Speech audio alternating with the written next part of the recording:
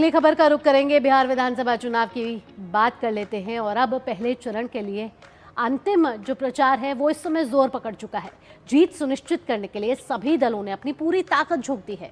अब प्रचार का माहौल चरम पर पहुंच चुका है। पहले चरण के प्रचार की अगर बात की जाए तो अब सिर्फ 2 दिन शेष हैं। एनडीए की तरफ से प्रधानमंत्री नरेंद्र मोदी लगातार जनसभाएं कर रहे हैं। प्रधानमंत्री नरेंद्र मोदी आज सहरसा और कटिहार में जनसभा को संबोधित करेंगे। पीएम मोदी सहरसा के पटेल मैदान में आयोजित जनसभा को संबोधित करेंगे। वहीं कटिहार के दियारा गांव स्थित हथिया के लेलहा चौक में निर्धारित सभा स्थल पर रैली भी करेंगे और भाजपा प्रत्याशी और पूर्व उप मुख्यमंत्री तारकिशोर प्रसाद के पक्ष में वोट मांगेंगे। इससे पहले अगर कल की बात की जाए तो प्रधानमंत्री नरेंद्र मोदी ने पटना में मेगा रोड शो किया था।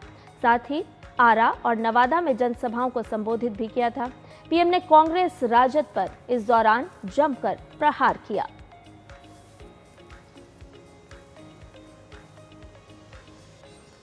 तो पहले चरण के प्रचार के लिए शेष 2 दिन बाकी हैं। 6 नवंबर को होने वाला है बिहार विधानसभा चुनाव 2025 के पहले चरण का मतदान और उसके बाद 11 नवंबर को होगा दूसरे चरण का मतदान और 14 नवंबर को इसके नतीजे घोषित किए जाएंगे। पहले चरण के चुनाव के लिए अब जो प्रचार है वो इस समय चरम पर है। सभी राजनीतिक पार्टियां और जो दल हैं वो पूरी जोर आजमाइश कर रहे हैं कि उनके पक्ष में इस समय जनता से वोट मांगे जाए और इसी के लिए तमाम जनसभाएं और रैलियां की जा रही हैं और तमाम राजनीतिक पार्टियों की कोशिश यही है कि जनता को अपने पक्ष में करके मतदान उनके पक्ष में हो और फिर जीत जनादेश के जरिए उनके दल की हो। ऐसे में प्रधानमंत्री नरेंद्र मोदी की भी आज रैलियां हैं और रैलियां हैं सहरसा और कटिहार में। इसके साथ साथ महागठबंधन की भी बात की जाए तो वहां से भी पूरी जोर आजमाइश की जा रही है कि कोई कोर कसर ना रह जाए और रैलियों के जरिए जनता को अपने पक्ष में किया जाए। इसके साथ साथ तमाम बयानबाजी का दौर भी जारी है। बयानों के बाढ़ इस समय एक दूसरे के तरफ जारी हैं और साथ ही साथ कल भी प्रधानमंत्री नरेंद्र मोदी बिहार में थे और पटना में एक मेगा रोड शो की तस्वीरें वहीं की हैं जहां जनता का स्नेह और आशीर्वाद उन्हें भरपूर मिला और प्रधानमंत्री नरेंद्र मोदी हर जनसभा में एक हुंकार भरते हुए नजर आ रहे हैं। अब ये देखना होगा कि ये जो कड़ा मुकाबला महागठबंधन और एनडीए के बीच इस बार दिख रहा है उसमें जीत जनादेश की तरफ से किसकी होती है। बिल्कुल, सभी राजनीतिक दलों के तर्कश में जितने भी तीर हैं, क्योंकि पहले चरण का जो मतदान है वो नज़दीक है, तो हर कोई अपने अपने दावे अपने अपने वादे के साथ मतदाताओं को रिझाने की कोशिश कर रहा है। कल प्रधानमंत्री नरेंद्र मोदी का जो मेगा रोड शो हमने देखा उसमें साफ तौर पर देखने को मिला कि बिहार की जनता किस तरह से प्रधानमंत्री नरेंद्र मोदी का अभिवादन कर रही थी और हम भी जानते हैं कि जब भी प्रधानमंत्री नरेंद्र मोदी इस तरह से चुनावी रैली या जनसभाएं करते हैं तो किस तरह से वो एक विकास की बानगी पेश करते हैं, ये कल जनसभाओं में देखने को मिला। आज भी प्रधानमंत्री नरेंद्र मोदी बिहार में होंगे और कटिहार और सहरसा में जनसभा को वो संबोधित करने वाले हैं। लगातार हम देख रहे हैं कि एनडीए हो या महागठबंधन, दोनों ही प्रमुख दलों की तरफ से जनता को रिझाने के प्रयास किए जा रहे हैं। कैसे ऊंट किस करवट बैठेगा, हालांकि ये तो 14 नवंबर को पता चलेगा, लेकिन अपने अपने दावे हैं, अपने अपने वादे हैं और अपने अपने घोषणा पत्र भी हैं, तो कहीं संकल्प पत्र भी हैं जिनके माध्यम से प्रत्याशी उम्मीदवार जनता के बीच पहुंच रहे हैं। और बिहार से इस समय हमारे संवाददाता ग्राउंड जीरो से हमारे साथ मौजूद है। सहरसा से निशांत राय जुड़ गए हैं, कटिहार से अमरेंद्र गुप्ता जुड़ गए हैं। सहरसा का सबसे पहले रुख करेंगे। निशांत, आप सहरसा में हैं। प्रधानमंत्री नरेंद्र मोदी आ जाने वाले। सहरसा सीट एक बड़ी महत्वपूर्ण सीट मानी जाती है। कभी कांग्रेस का गढ़ हुआ करता था, अब बीजेपी जो है का गढ़ बन गया है। ऐसे में जब सहरसा आज प्रधानमंत्री नरेंद्र मोदी पहुंचेंगे तो वो कौन से मुद्दे हैं जिनको प्रधानमंत्री अपनी जनसभा में संबोधित कर सकते हैं और जनता किस उम्मीद के साथ वहां बैठी है प्रधानमंत्री को सुनने के लिए?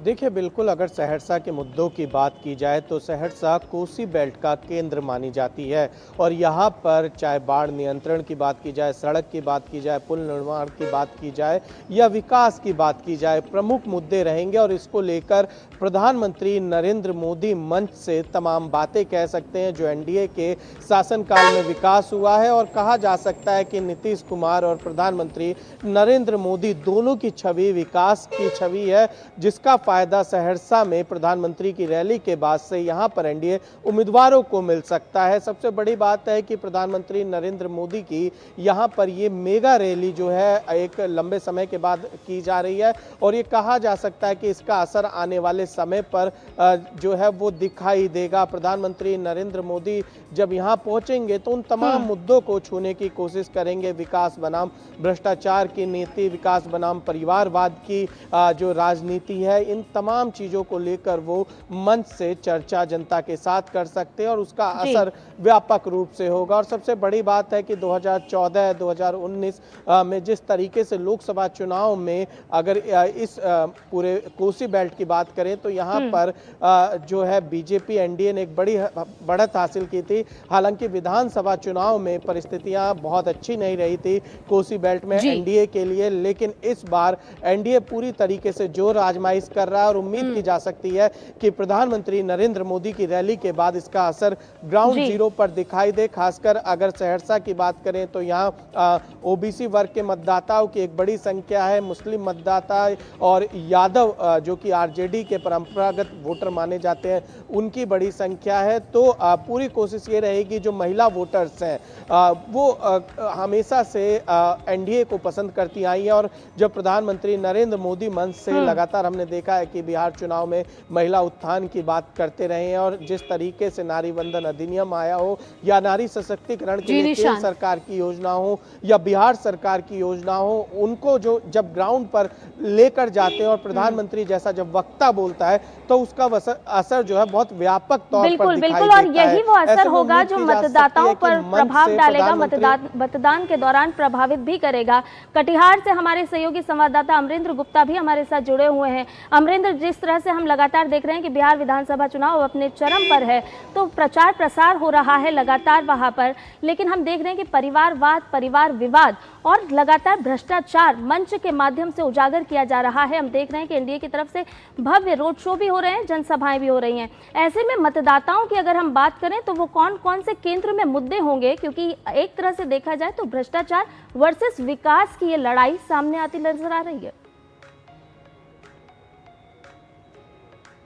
संध्या, देखिए बिहार की 243 सीटों पर जो चुनाव प्रचार है वो लगातार अपने चरम पर है और मैं सबसे पहले जो आपने मुद्दे बताए उसमें बता दूं कि जो बिहार में जो निर्वाचन आयोग के अनुसार जो वोटरों की संख्या है वो 7,43,55,976 वोटर्स हैं इस बार। और जो सबसे बड़ा टर्निंग पॉइंट है जिसकी चर्चा निशान कर रहे थे महिला वोटर की जो संख्या वर्तमान में है वो 3,49,00,000 यानी कि 3,49,00,000 महिला वोटर और जो 18 से 19 साल के यूथ वोटर हैं उनकी संख्या 14 लाख है। और जिस बेल्ट पे मैं आता हूं, कोसी, सीमांचल और पूर्व जो बिहार है उसकी जो 13 जिले हैं उसकी 62 सीटों में से एक अहम सीट कटिहार मानी जाती है।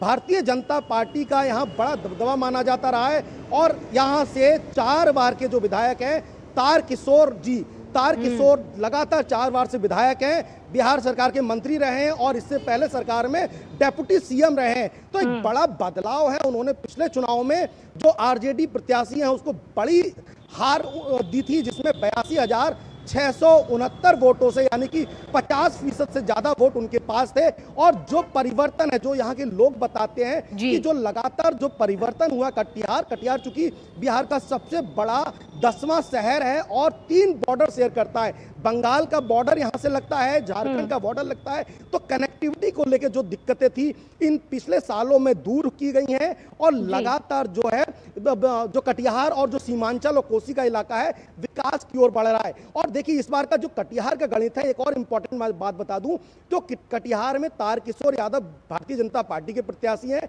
4 बार के विधायक है, 5वीं बार वो चुनाव मैदान में डेप्यूटी सीएम रहे हैं, मंत्री रहे हैं और विकास के लिए जाने जाते हैं। वहीं जो उनके प्रत्याशी है महागठबंधन से एक अजीब स्थिति है कि भारतीय जनता पार्टी के एमएलसी के बेटे हैं, भारतीय जनता पार्टी के मेयर के बेटे हैं और महागठबंधन से लड़ रहे हैं। और एक और अहम भावना मैं कोट करना चाहूंगा। देखिए, अभी तक महागठबंधन की जो सिर फटौल है वो बहुत साफ साफ दिखाई दे रही है, यानी कि जो 12 सीटों पर है महागठबंधन अभी भी बिहार में आपस में टकराव कर रहा है, जिसमें RJD versus Congress versus VIP, ये तीनों लोग आपस में लड़ रहे हैं। तो अभी भी तो अमरेंद्र, देखना होगा कि किसका गणित इस बार काम करता है। प्रधानमंत्री, क्या जनता अनुभवी उम्मीदवारों जो कई बार से जीतते आ रहे हैं उन पर विश्वास करती है, या कोई नया चेहरा इस बार जनता चाहती है कि उनके क्षेत्र में आए और विधायक बने? तमाम जानकारियों के साथ निशांत और अमरेंद्र, आपका धन्यवाद।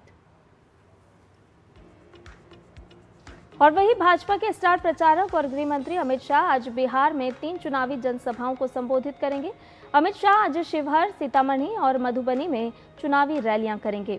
अमित शाह की पहली रैली चंदौली के जगन्नाथ सिंह महाविद्यालय मैदान में होगी, वहीं दूसरी रैली सीतामढ़ी जिले के रीगा के फुटबॉल मैदान में होगी, जबकि तीसरी जनसभा मधुबनी जिले के खुटौना के सार्वजनिक दुर्गा पूजा मैदान में आयोजित होगी।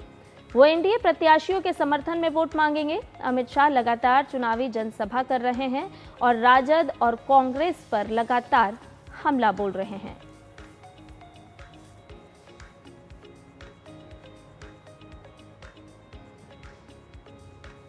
महागठबंधन की पहले चरण में क्या तैयारियां हैं वो भी आपको बता देते हैं। कांग्रेस नेता प्रियंका गांधी वाड्रा आज बिहार में 2 जनसभाओं को संबोधित करने के साथ ही रोड शो भी करेंगी। प्रियंका गांधी वाड्रा पहले मधेपुरा के सोनबरसा विधानसभा में कांग्रेस प्रत्याशी सरिता पासवान के समर्थन में जनसभा करेंगी। इसके बाद वे समस्तीपुर जाएंगी। समस्तीपुर जिले की रोसड़ा विधानसभा क्षेत्र में कांग्रेस प्रत्याशी बृज किशोर रवि के समर्थन में भी वे रोड शो करने वाली हैं। कांग्रेस नेता का लखीसराय में पार्टी प्रत्याशी अमरेश कुमार के समर्थन में जनसभा को संबोधित करने का भी कार्यक्रम है।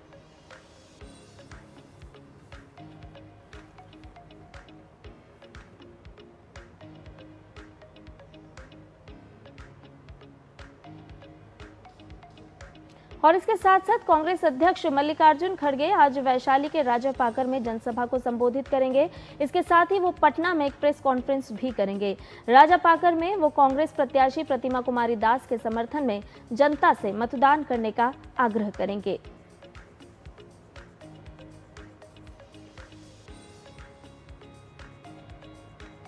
पटना से इस समय हमारे संवाददाता मधुरेश नारायण जुड़ गए हैं। मधुरेश, हम ये तो देख रहे हैं कि एनडीए की रैली इस समय चरम पर है, लेकिन महागठबंधन की बात की जाए तो अभी भी कहीं ना कहीं सिर मुटफ्फल का दौर यहाँ पर अभी भी जारी है। कई फ्रेंडली फाइट्स कही जा रही है, लेकिन अगर चुनावी प्रचार की बात की जाए तो कितने स्टार प्रचारक इस समय चुनावी मैदान में उतर चुके हैं और उतर रहे हैं? देखिए, अगर बात की जाए एनडीए की, तो सबसे पहले जो एनडीए के सबसे बड़े स्टार प्रचारक हैं प्रधानमंत्री नरेंद्र मोदी, उन्होंने कल 2 जनसभाओं को संबोधित किया।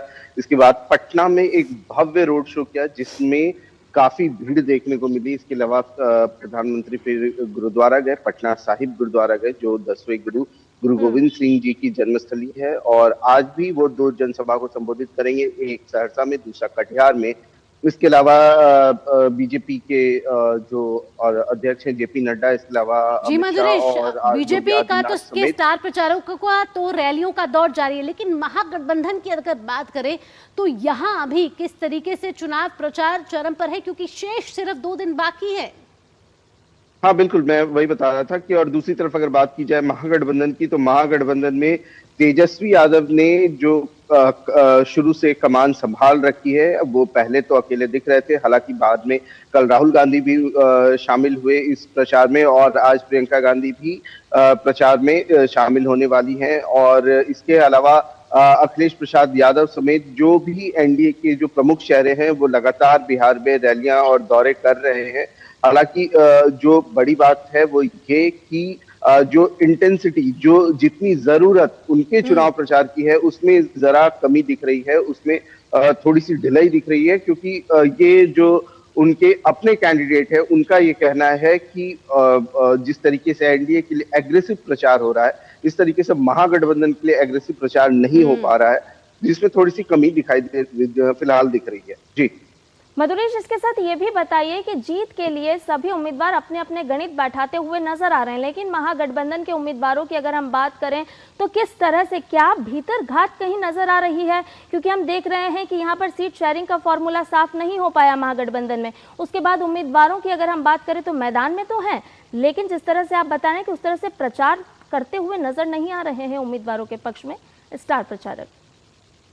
हाँ बिल्कुल, देखिए सबसे पहले बात तो ये है कि महागठबंधन में सीट शेयरिंग का फॉर्मूला तय नहीं होने से जो सबसे बड़ी परेशानी हुई वो ये है कि लगभग अभी भी 8 से 10 सीट ऐसी है जहां पे फ्रेंडली फाइट की स्थिति बनी हुई है। यानी महागठबंधन की जो घटक दल की पार्टियां हैं वहां के 2 कैंडिडेट वहां पे मौजूद हैं। अगर हम बात करें बेगूसराय के एक सीट की, तो वहां पे 6 तारीख को मतदान होना है, लेकिन वहां पे सीपीआईएमएल के कैंडिडेट भी खड़े और राजद के कैंडिडेट भी खड़े। ऐसे में बड़ी परेशानी ये हो रही है जो स्टार प्रचारक है कि ऐसी जगहों पर स्टार प्रचारक जाने से बच रहे हैं। ऐसी जगहों पर स्टार प्रचारक अपने प्रचार महागठबंधन के जो प्रचार अभियान है उसको करने से बच रहे हैं, ताकि किसी और तरह का विवाद ना पैदा हो, किसी और तरह की जो परेशानी है वो ना पैदा हो। तो निश्चित रूप से जो वहां के कैंडिडेट हैं उनमें नाराजगी देखने को मिल रही है। उसके अलावा अगर बात की जाए सीमांत जो तेजस्वी यादव का एक तरह से कहे कि गढ़ रहा है, एक तरह से उनका खास फोकस रहा है सीमांचल को लेकर के, क्योंकि तेजस्वी यादव की पार्टी राजद का जो के जो कोर वोटर हैं वो एमवाई माने जाते हैं, यानी मुस्लिम और यादव माने जाते हैं। तो बिल्कुल मधुरेश, अब जनता को तय करना है कि किसके पक्ष में उसको वोट देना है, और 6 नवंबर का वो समय है जब कई प्रत्याशियों की किस्मत ईवीएम में कैद हो जाएगी। देखना होगा अब जो ये 2 दिन का समय बाकी है उसमें जनता को कितना अपने वादों के जरिए लुभा सकते हैं दोनों पक्ष। मधुरेश, तमाम जानकारियों के साथ आपका बहुत बहुत धन्यवाद। और इसके साथ ही राजस्थान